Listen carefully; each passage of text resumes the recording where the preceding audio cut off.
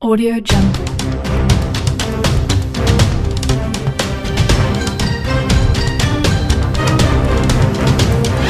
Audio Jungle.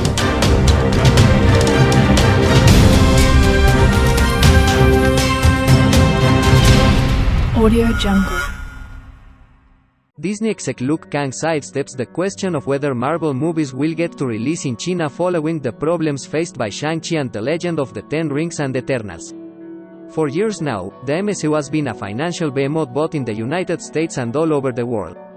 It's one of the rare film franchises that can appeal to all audiences across the globe, and it has often raked in big box through China. For example, Avengers Endgame earned $629.10 million alone there in 2019. However, the MCU's 2021 offerings haven't even reached Chinese theaters.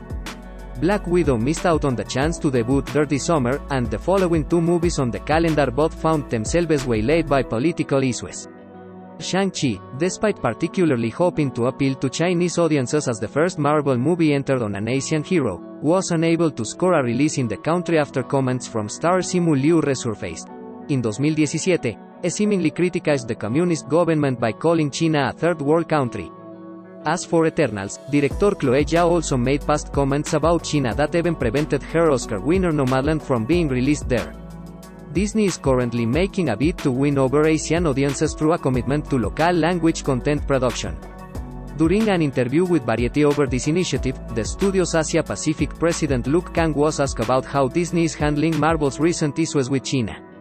"Disney has a fantastic record in China. We are a major player there," Kang replied.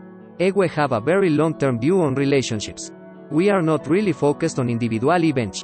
He then admitted that not everything the studio has put out has been successful in China, but that also no one cannot argue with our overall success as a company in China. He added, "Going forward, we are very optimistic. Short-term challenges will eventually iron themselves out." Then, on the specific topic of whether Marvel movies will return to the country, Kang said, "Marvel is very popular in China.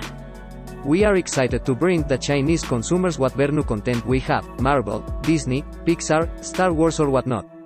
It is hard to predict the moves of a government. Our job is to be where the consumers are at, understand the consumer, understand where our brands and franchises resonate. Within the constraints and confines that we are given, we are able to maximize our reach and potential. We've had a great run with Free Gui in China, so it is not true to say no Disney movies are getting in. We are still committed to the region, and to China. Our strategy for China is consistent and for the long term." Kang's answers didn't provide much clarification on how Disney and Marvel are dealing with these setbacks, though it's clear the intention is to bring the MCU back to China at some point in the future. Since the coronavirus pandemic began, Hollywood movies have been slow to make their way to China. Recent months have seen an increase in titles scoring release dates there, like Dune and, as Kang mentioned, Free Guy. One would have expected Marvel movies to be among the Hollywood flicks heading to those theaters, but political issues have gotten in the way. Going forward, Marvel has countless movies in the works that could help bring the blockbuster franchise back to one of the most profitable movie-going territories in the world. There is still Spider-Man, No Way Home this year, though as it's a Sony title, Disney doesn't have much control over that. The Mouse House will oversee all 4 MCU movies in 2022, though, and every one of them has the potential to break this ongoing stalemate with China. Only time will tell if Kang's optimism proves correct. Source: Variety.